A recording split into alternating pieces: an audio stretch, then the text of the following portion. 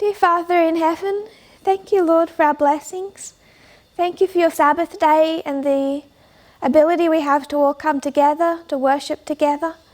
Lord, it's already October. It has been a challenging year in so many ways and not yet over.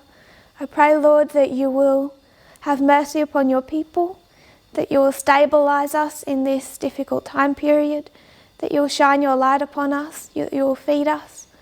And every soul that is struggling, Lord, that they will find themselves anchored in the message, anchored in the increasing knowledge of your character that you are giving to your people. I pray, Lord, that this will comfort them and unify us. In Jesus' name I pray. Amen.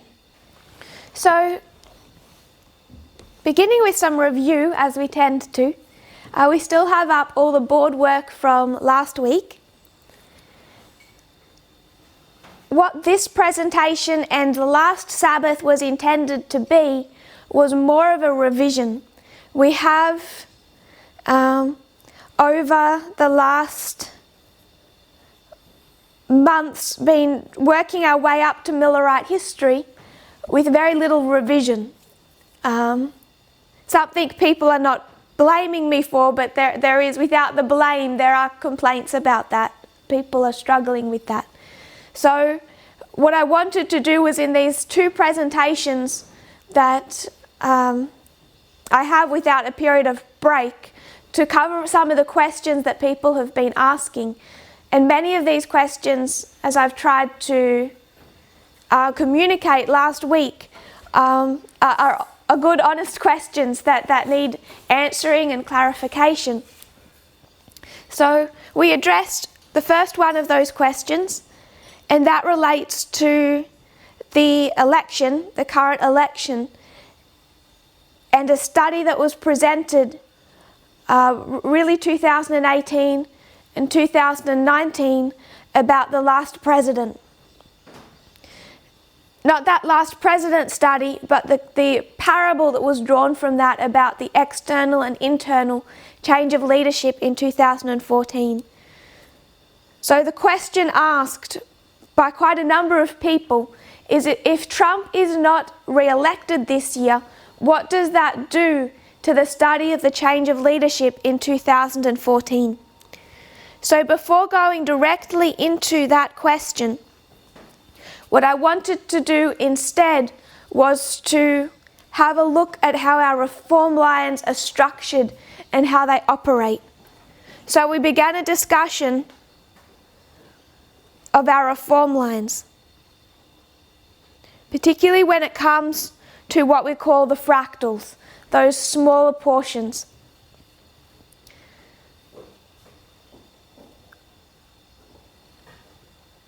So I want to review that and just have another look at fractals in a little bit more detail, covering the same material but with a bit more information. We discussed last week that there are three types of fractals. We have exact self-similar fractals, quasi-self-similar fractals, and there's a third type of fractal that we're not going to discuss that relates more to statistics and complicated numbers. So I really just want to discuss those first two types. We'll make some room.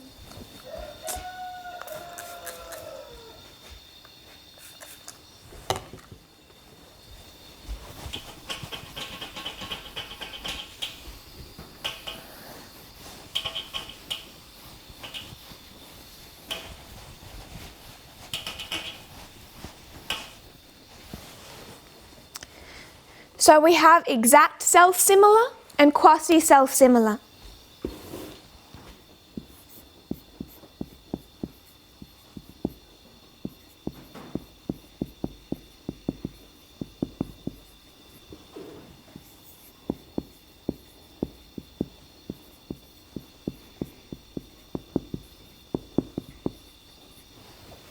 So some people may be a little bit more familiar with the study of fractals. But for me, it was very interesting to actually look at, because some of the details of it were a refresher or new to me. So just to break down those titles, what does it mean to be similar?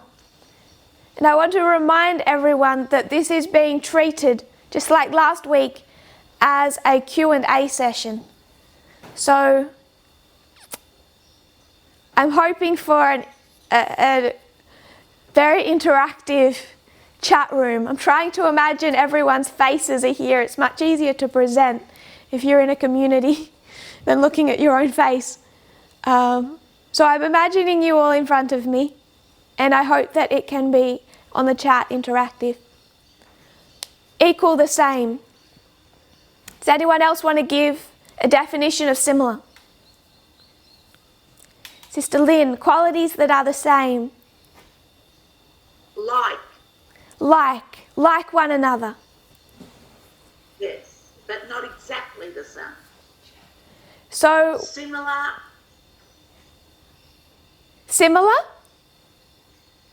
Similar is just not exactly, I don't think, anyway. I think you're correct, and Brother Raymond is correct. I think everyone is correct if you combine everyone's answers.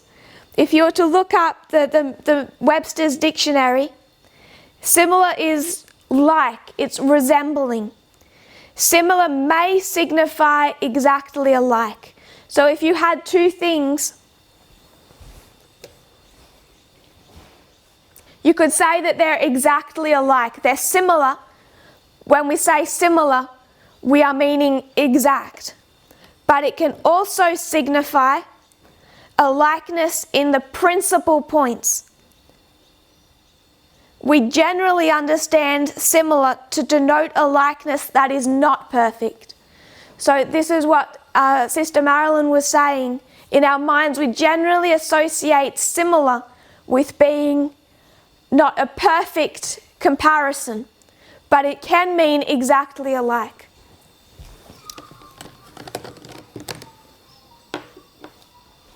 So you could say that these two pens are similar. They have qualities that are attributes associated with both. As the dictionary said, they have a likeness in the principal points, but they are not exact. You could say that these two are similar, and we would be meaning that they are exact. So it means either way, either just alike in principal points or alike in the entirety. So similar can mean either things. What is, in this context, what is it similar to? Because here we have two pens. What is the similarity? What are we saying when we mean similar? From the exact point of view, the shape, the colour. So if I was to lift up this pen, I'm going to say it's similar. What do I mean? What do you have to have? Brother Brendan says size and colour, or size only in this context. Sister Lynn, shape, size, colour, function. I think it's my question that was at fault. You're all correct. What I was trying to indicate is you have two things. So when you say this is similar, Brother Raymond gets it. He says you're only holding up one. Brother Russell, you must have two things. Sister Josephine, characteristics. Brother Ray, we need two. That is the point I wanted to present. You need two. So if you're going to say this is similar, what are you lacking? What you're comparing it to. So you can say this is similar to this. Or with our black pens, this in its own, if you say it's similar, you must have to have something that you're making a comparison to. So if we could answer in our chat, if we don't mind. When we're talking about fractals, just going by the definitions, what is the similarity? What are the things that are similar?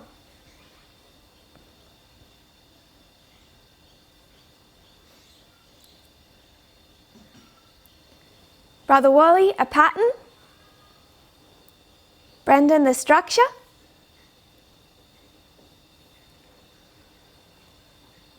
Sister Lynn, waymarks. We're not bringing it to our lines yet. We're just sticking with the titles, the names of these two types. Brother Ray, the principles, appearances. The word that the answer is in the title. What is similar? Self. Sister Lynn gets it. What is similar is parts of the self. Does that make sense?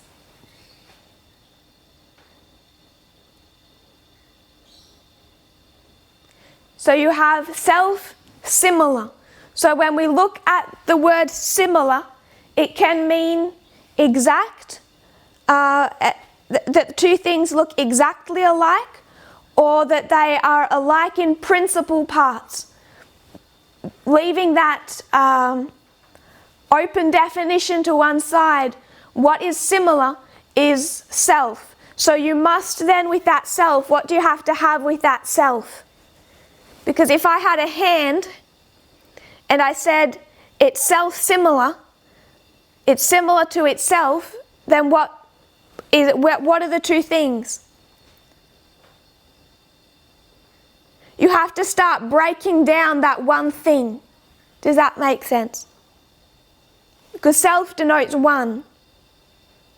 So if you're going to have self-similar, you have to start breaking down the self into different parts that have similar components. So you can look at our tree up here, and you could say it's one structure, it's one self. Is everyone with me?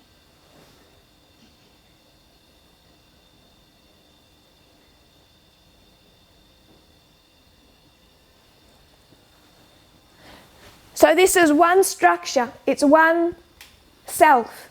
If you're going to say that it's self-similar, then with similar you must have more than one thing to be comparing. So what you're doing is you're breaking that one thing into parts and comparing those parts to each other. Brother Brendan, you're comparing it to itself. Yes. So you must then with that itself be breaking it down into different parts.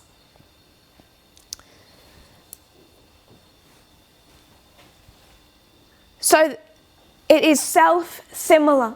The different parts of that one self are similar to one another. And then this word tells us what type of similar. Because similar is not specific. As we said before, it can be, these two pens can be exactly alike, or they can be alike in principal parts. So it needs to be more specific. Is this division of the parts exactly similar or quasi-similar? And quasi just means, it just means that other version of similar that Sister Marilyn shared with us about it being almost, or in principal components, they are the same.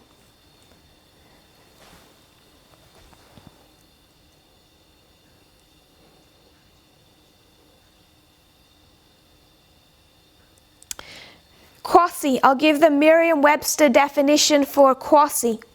Having some resemblance, usually by possession of certain attributes. So those two words, exact or quasi, are really just telling us which type of similar that we're dealing with. It's the exact version of similar, or it's the partial version of similar. where there's principal components that are the same.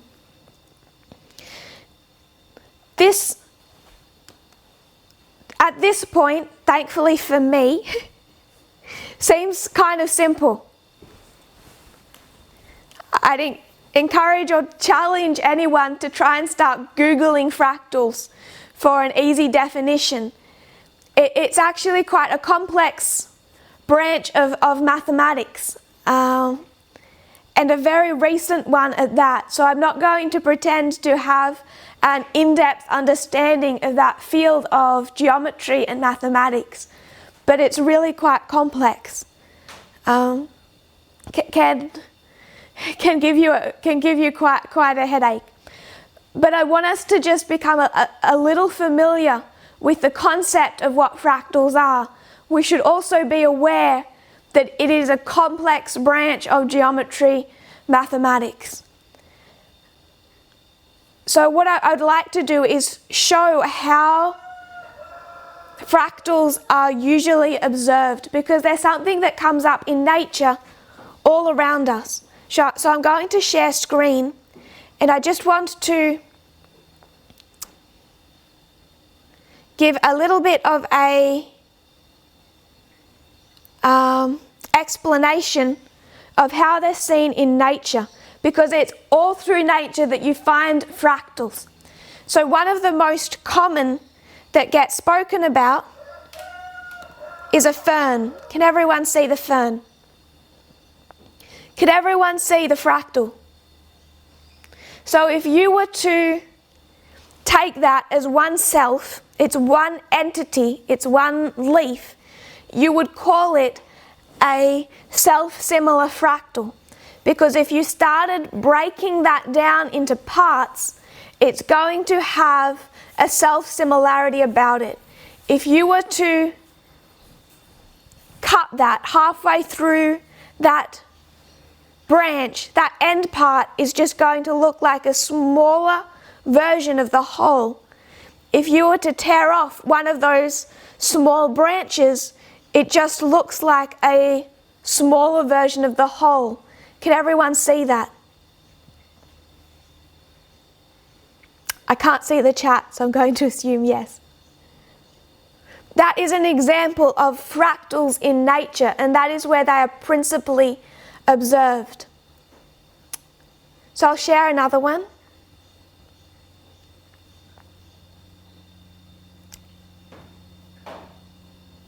This one I really like. It's a dandelion. It's observed scientifically, mathematically, as being a fractal. You picture the head of a dandelion. If you were to take one of those spikes and separate it from the whole of the flower, what you would have is a stick with this fluffy array of branches at the top. It's self-similar to the whole. So I'll come back to the chat once we're done with this example of fractals in nature. So if you're having any questions or confusion about this, please still write that in the chat. But a dandelion, I think, is a neat idea of a fractal. And it's identified geometrically as being a fractal. So as we go through these, please consider, is this a exact self-similar fractal or a quasi-self-similar fractal? Are we dealing with exact or partial? Another common fractal, one they I think particularly like, is, I believe that's Romesco broccoli. And this is spoken about quite a lot when it comes to fractals. It's a neat fractal in nature. If you were to break this part down into its individual components, you would find at different scales it resembles the whole. So I can see the chat now. Is everyone okay with that? People are seeing the fractal. You can start breaking down that head of broccoli and the individual parts, even though they're different sizes, different scales, they're self-similar to the whole. This is a neat example of broccoli. I haven't got a picture, but I think many of us can imagine it in our minds of the normal broccoli we would imagine. And you know how you have that head of broccoli, and then you tear off a floret, and that floret resembles its own head of broccoli. So this one is more self-similar than a normal head of broccoli, which is why they prefer to use this example. But you would see a more partial fractal with a common head of broccoli, one that we're more familiar with. Does that make sense? They like this one because it's more exact.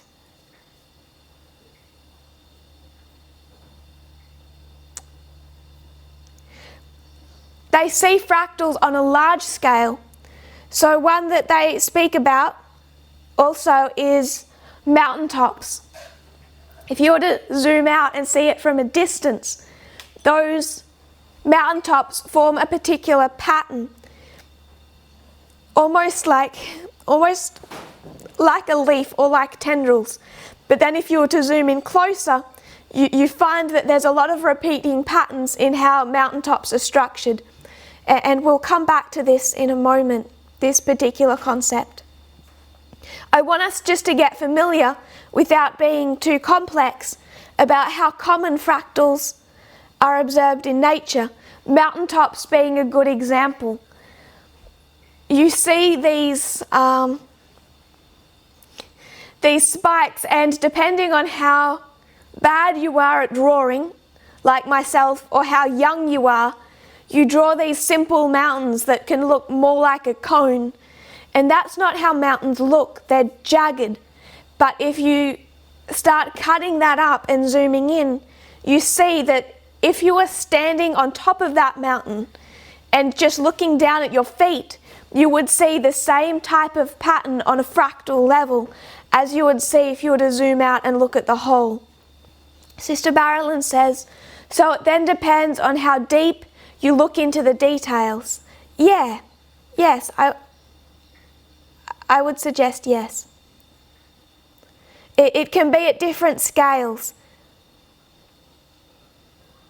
We'll look at seashells. Shells are a good example of fractal patterns. You could cut that all across here, and you would be left with what just looks like a smaller version of the whole shell. You could cut it here, and this inner part would just end up looking like a smaller version of the whole shell. It becomes this fractal at different scales.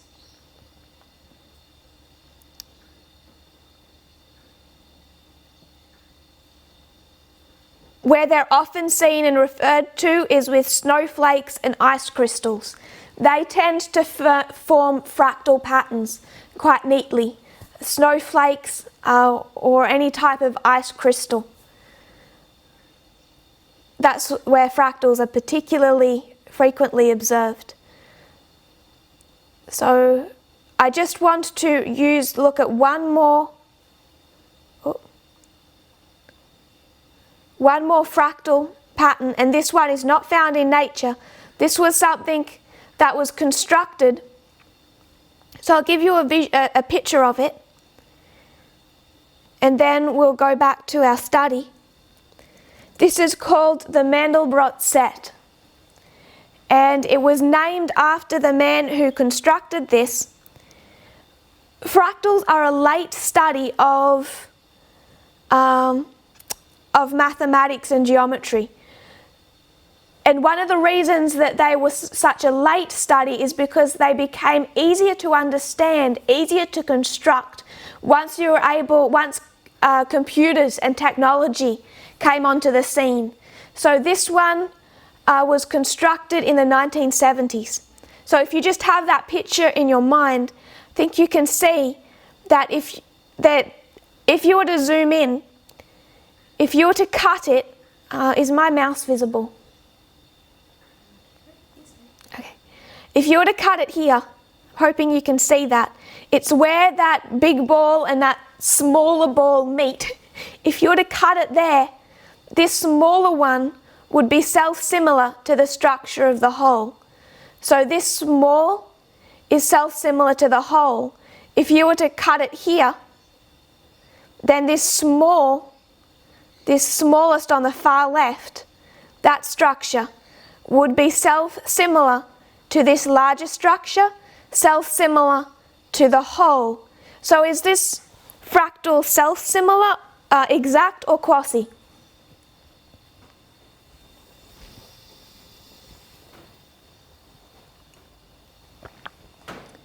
Sister Sandra says quasi. Brother Wally says quasi. Why do you say quasi? Everyone's saying quasi.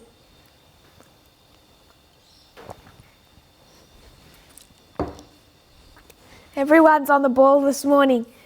I think you're seeing that there's this little, it's almost like a heart shape. Not equal in size. When it comes to exact self-similar fractals, they don't consider the size. It's the comparison of the parts, the geometry, mathematical geometry of the parts that makes it exact, without them having to be equal in size. It comes down to equations.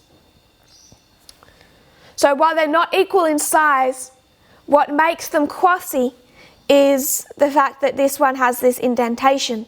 But once you deal with that, and once you start zooming in, and once they do this on a computer, they can make this zoom in infinitely. It would never end. This little dot at the end of here would just become another structure. So once you get inside this fractal, it would become exact. But the whole of it, to form that fractal, is quasi. So this is quasi. Brother Russell says the bigger one is like a heart and the smaller ones are round. Yes. So this whole structure would become a quasi-fractal at the beginning. Once you start zooming in, these ones just become exact fractals of one another. So we'll end share. Back again. This study of fractals particularly came into its own in the 1970s. It was that Mandelbrot set.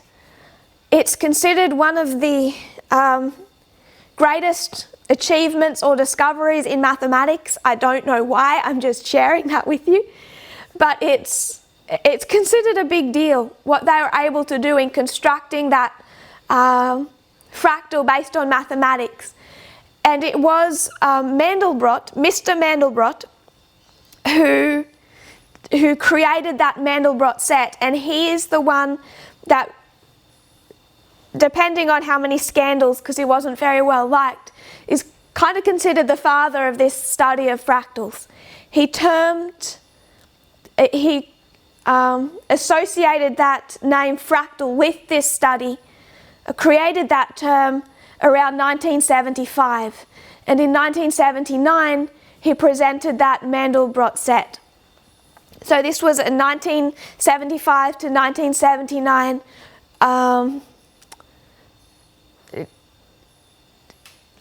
succession of studies in mathematics, but we see them all through nature. And one of the things that people struggle with is, how did these scientists, experts, miss this study for so long, because they're so prevalent in nature? But really once the 1970s came and you had IBM computers, it really gave them the ability to study these with much more detail. So all through nature you have these examples of repeating patterns and fractals. Would you say that most of these are exact or most of these are quasi?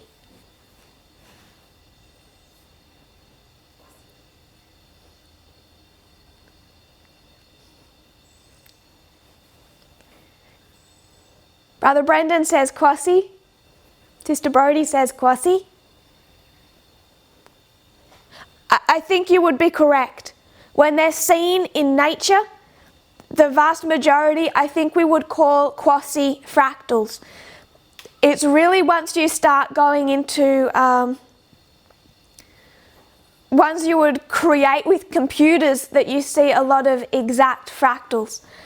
To repeat the question, we looked through those photos of mountaintops, of ferns, of ice crystals, and the question is, those fractals that we see in nature, are they more likely to be quasi or only resembling in certain parts, or are they more likely to be exact when found in nature?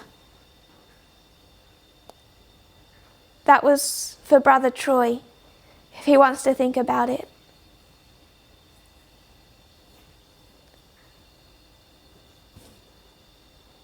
When you look at the mountaintops, Brother Troy says he believes that it's quasi, and I agree with him. Most of the ones that we see in nature are not exact self-similar fractals. It's computers and mathematics that tend to create an exact self-similar fractal. So mostly we're dealing with this one when it comes to nature. Leaves, ice crystals, mountains, etc.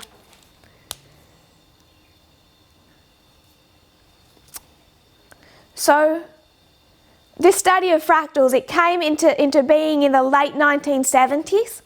1979 you have Mr. Mandelbrot. I'm sure he has some very scientific titles. I did have his full name down. He's a Polish-born mathematician, Benoit Mandelbrot. I'm sure the French will find fault with my pronunciation. He's really headed that work through the 70s and the 80s and into the 90s as well. So it's quite relatively new.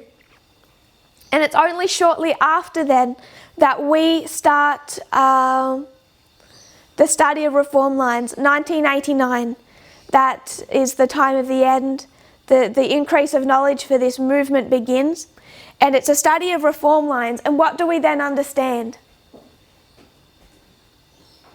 Those reform lines chiefly being beginning and end of ancient Israel, beginning and end of modern Israel. So we're given really four.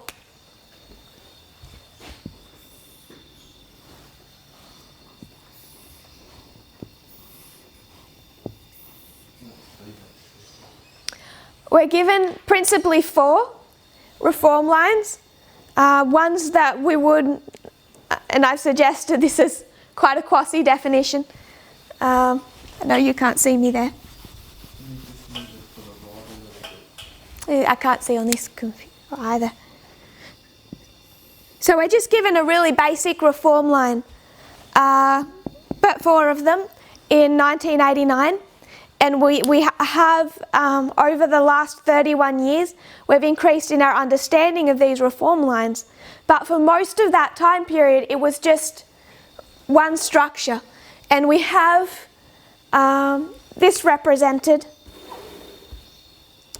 with this Amiga reform line in our own time, what we refer to as the line of the 144,000. And we get most of this reform line from Ellen White's writings themselves. At least this history, from what would line up with the Sunday law to the Second Advent. So we get at least 3/5 of that reform line given to us. And for most of the time period that this movement has been in existence, that's all it has been, just that one line. And along the way, there's been changes that have been made as we've wrestled with the construction of this line. You may be familiar, years ago, the structure used to look something like this. You would have the first, second, and third angel's message, and then you would have what they called the fourth, and it would be, they would call it like a mini repeat, where you would have like a first, fourth, They would talk about the fourth angel. And none of that really is fit for purpose. We don't look at that anymore. But part of the reason that people were constructing reform lines this way is they were wrestling with the details of how they are constructed. It didn't really fit into place. It began to fit into place in 2014 with the study of Ezra 7:9. And what that study, if I can summarise a more expansive study in history, perhaps oversimplify, is it started to show us that if this line, this top line, if you were to break it, you start seeing self-similar parts. So they may choose to break it at the Sunday law. This is the waymark of the Sunday law. If you break the reform line here, and this is going back to before it advanced to this stage, you're left with two parts, the church and the world. And what you start to see is you're given another reform line that's a part of the whole, a part of the one self, but now you have two out of that one self and they're self-similar. Does that make sense?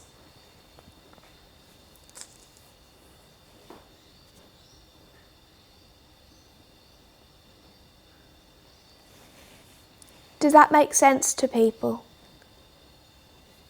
People are saying yes. So for most of the last 31 years, it's just been this one structure, the one self, the one entity, like a romesco head of broccoli.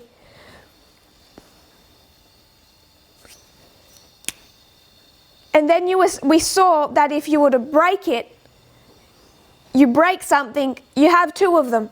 So that breaking took time to be done correctly. It was a process.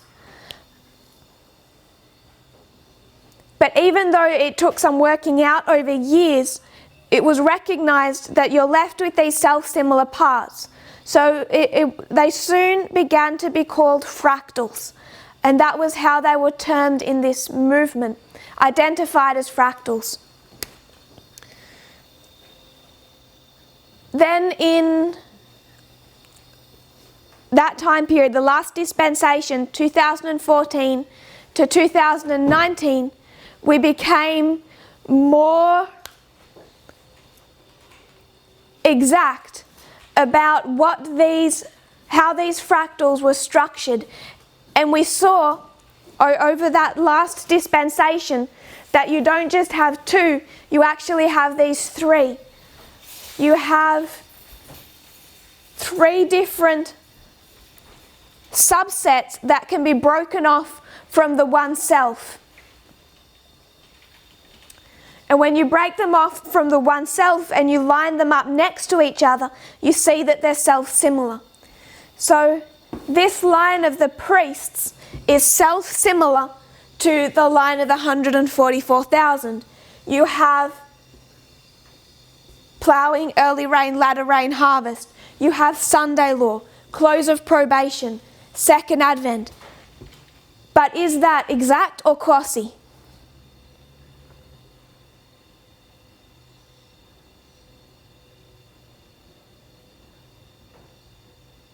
We're talking about exact or quasi, self-similar fractals.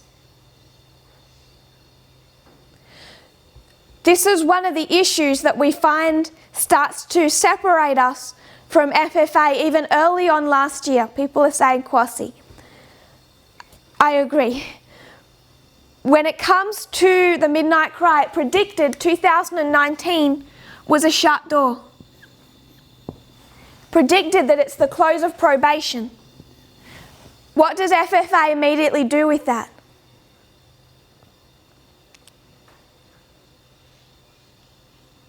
They say it's exact. So this close of probation, Michael stands up.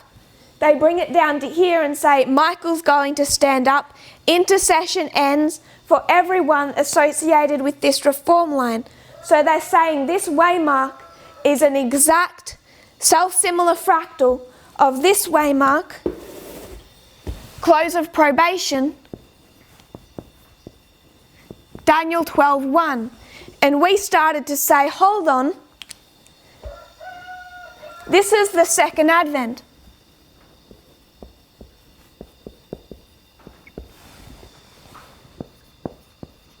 Do we expect Christ to come back and take the priests to heaven in 2021 at Panium? No. So without having terms like exact or quasi, what we began to recognize is that there's inconsistency with how the reform lines are being used. If this is going to be treated as an exact fractal, then this should be treated as an exact fractal. We must have consistency. If this is, we didn't use the word quasi, if this is quasi second advent, then this is quasi close of probation, which means that it is, if I can go back to that Webster's definition, it has likeness in the principal points, but it is not an exactness. It's not a perfect exact likeness. So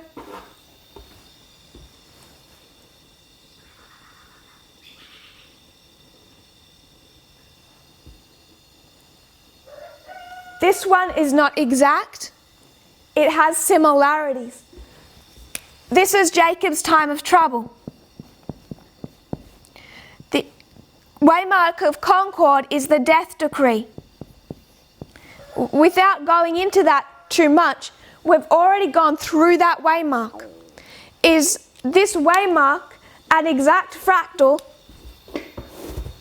of this waymark or a quasi? We'd all recognise that it's quasi because Brother Brendan says their argument breaks down immediately because of the second advent.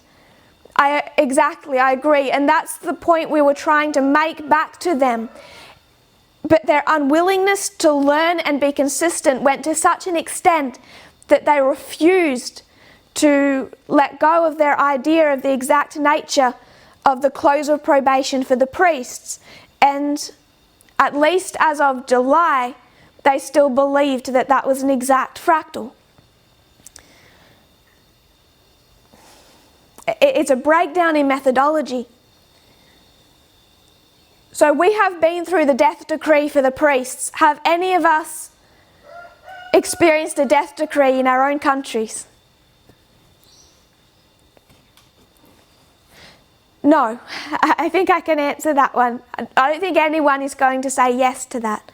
We haven't been through an exact fractal experience of the death decree, but it has had similarities. The unity of people who oppose this movement, putting aside their differences and attacking, has taken place. There are so many similarities between what we would expect to see at the death decree and what we have experienced now.